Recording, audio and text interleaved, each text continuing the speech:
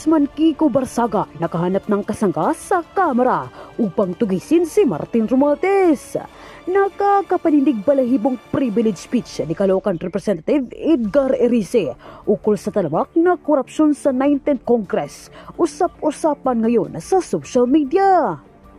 Pero bago ang lahat, kung hindi pa kayo nakapag-subscribe sa channel na ito, please do subscribe para mas maging updated pa kayo sa mga susunod kong mga videos.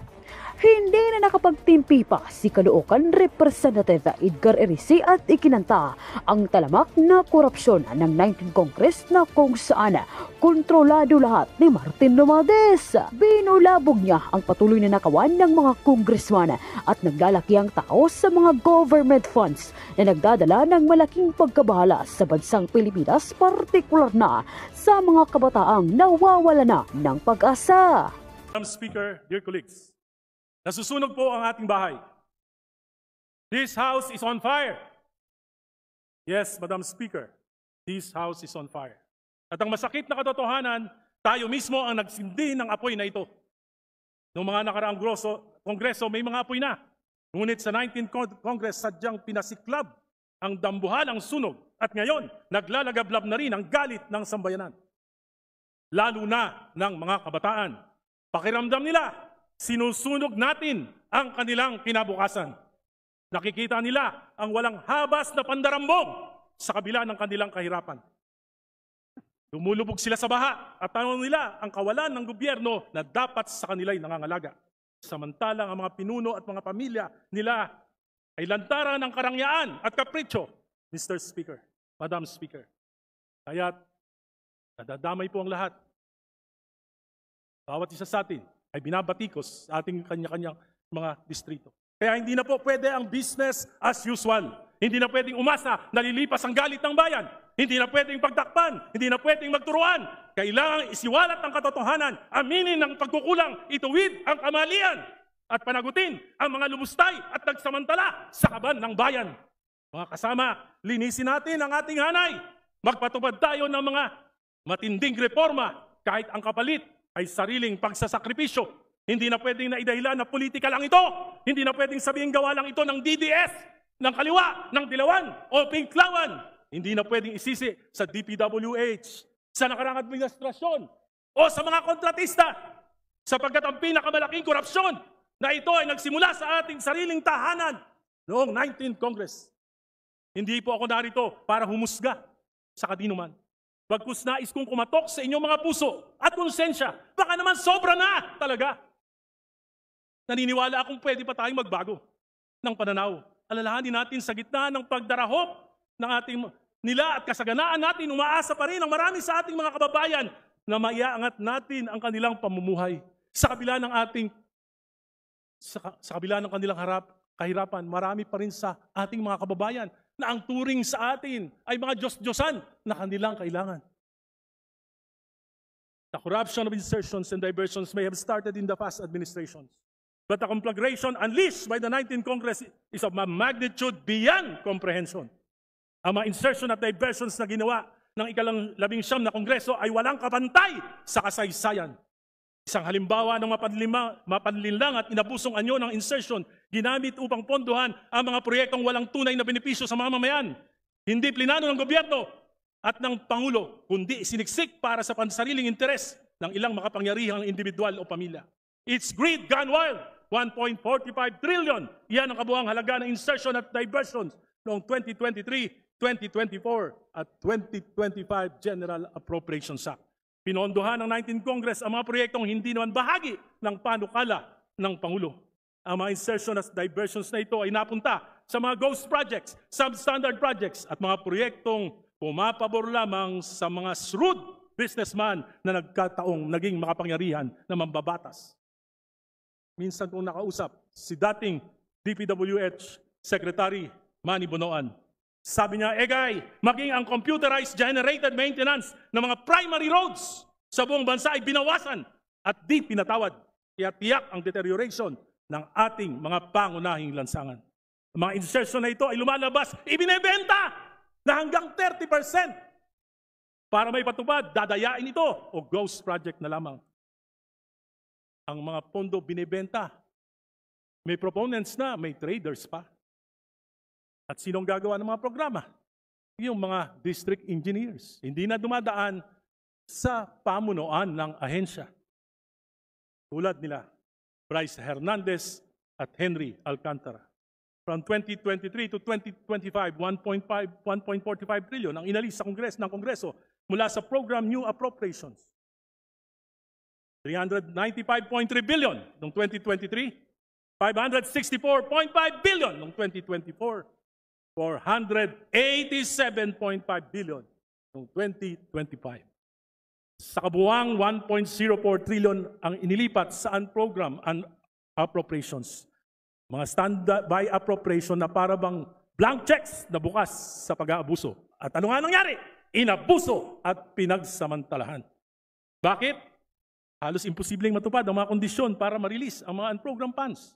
3 lamang ang pwedeng panggalingan nito. Excess revenues, halos hindi naman nangyayari ito. New sources of revenue, dagdag buwis, himala kung mangyari din. Loan proceeds, utang na naman, baon na ang bayan.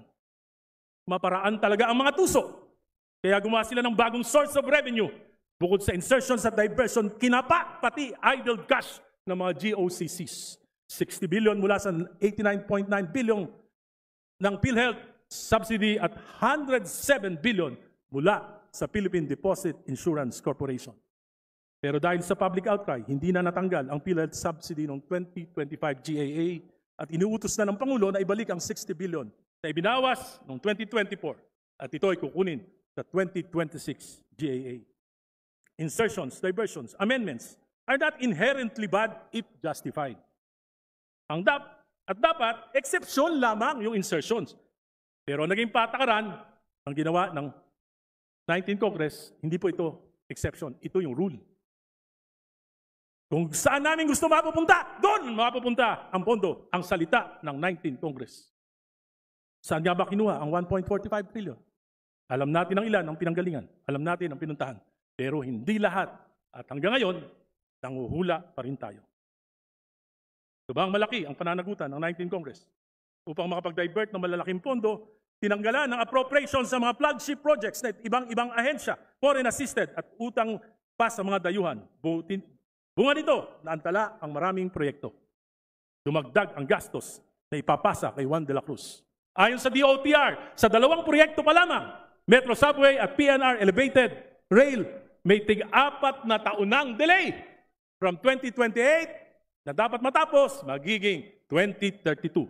Tinatayang higit 200 bilyon ang karagdagang gastos dahil sa inflation, dollar fluctuation, commitment fees, interest at pagtaas ng labor and materials. Kung hindi ito pinakailaman, magkakasubway sana at magkakaroon na tayo ng PNR Elevated Rail bago dumating ang taong 2020. Ngayon, 2032 na ang tansyang pagtapos. Mr. Speaker, colleagues, let's be honest. The 19th Congress practically stole the President's budget. At hindi ko maisip kung paano nangyari na 3 sunod-sunod na taon under the noses of the DBCC. Sa mga susunod na araw, linggo, buwan, mas marami pang baho at kasuklam na pangyayari ang lalabas. Mas malalim, mas matindi. Kahit itigil ang mga investigasyon, bayan na mismo ang maglalantad ng katotohanan. Kaya hindi na pwede ang business as usual. Mga kasama, kung inaakala nating huhupa ang galit ng bayan, kung iniisip natin na malilimutan din ito ng sadyang makakaliputing mga Pilipino, nagkakamali tayo. Sapagkat gising na gising ang mga kabataan. At natitiyak ko na ang mga substandard at ghost projects na naibunyag na ay tip of the iceberg pa lamang.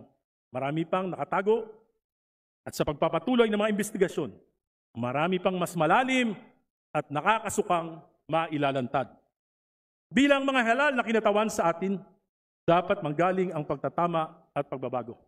Kailangan natin ng reformang magpapahupa sa galit at kawalan ng tiwala. Kailangan palisin natin ang tingin nila sa atin na tayo ay mga buhaya at buitre. Hindi lang sakim sa salapi, kundi pati sa kapangyarihan. Kung mananalamin lamang tayo at magbubulay-bulay, makikita natin sa kabila ng ating tikas sa ating mga posters noong nakaraang halalan, ay may balot ng kadiliman na kumukulob sa ating mga larawan ngayon.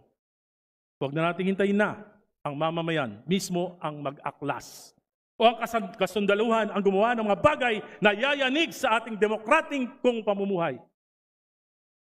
Kailangan natin ng reforma, magpapahupa dito. Bold reforms must emanate from this House. I therefore, with all humility, and with nothing in my heart and mind, but to help restore faith in our institution through meaningful reforms. Though painful to most of us, I offer this call. Ngayon pa lamang, humihingi na ako ng kapatawaran sa inyo, sa mga masasaktan ko. Sana hindi kayo magtanim ng galit. This is for our institution. This is for our country. This is for our people. This is for our future. Minumungkahi ko po na magpasa tayo sa lalong madaling panahon ng isang batas na magpapalakas sa Independent Commission for Infrastructure, ICI, na itinatag ng ating Pangulo. Nakausap po ako isang miyembro ng ICI. Siya po ay nawawala na ng pag-asa. Kung siya po ay magre-resign dahil sa kakulangan ng kanilang ng poder, lalo pong mawawala na ng tiwala ang ating mamamayan.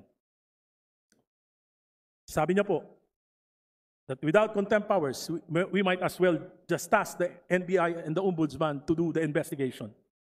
Hingin natin sa ating Pangulo na i-certify ito at kung kinakailangan natin mag-special session, gawin po natin ito. For the House Committee on Appropriations to submit all the documents relating to the 2023, 2024, and 2025 GAA to the ICC and make it open for public scrutiny. Huwag na nating pahirapan ang ICC. To immediately enact laws that will provide meaningful political reforms like the Anti-Political Dynasty Enabling Law. Sumumpa tayong lahat mula kay Pangulong BBM, BB Sara, mga senador, at tayong mga congressman that we will abide and uphold the Constitution. Supalit patuloy nating nilalabag ang Article 2, Section 26 ng ating saligang batas. Isinasantabi natin ang tungkulin at responsibilidad na magpasa ng enabling law na inutos sa atin ng saligang batas, sapagkat ito ay laban sa ating interes. We chose to only cherry-pick the provisions of the Constitution that favor us. Dahil 70% ng kapulungang ito ay mga dynasties. Mga dynasties na pinatatag ng pork barrel, dynasties na pinatatag ng doleouts, dynasties na pinatatag ng patronage, dynasties na pinatagtag ng insertions, papaluba ng korupsyon, at sumasaintabi sa mabuting pamamahala. Sa aking panukala na isinumite dito sa Kongreso, Mr. Speaker, 2 miyembro kada pamilya, pagbigyan na natin. Lampas doon, sobra na. Tama na. Mga kasama, tigilan na natin ang palusot. Kailangan ko ng proyekto sa aking distrito. Kailangan ko ng akap. Kailangan ko ng tupad para may maipahamahagi ang asawa ko na gobernador, ang kapatid kong mayor, ang vice mayor kong anak, ang pinsan kong bukal. Kindly request the Honorable Erice to please wind up. At pati aso ko, tatakbo na rin, Kapitan. Sapagkat kami lang ang kailangan ng bayan. Our family is God's gift to our people. This is not democracy. This is dynastic monarchy in the sky.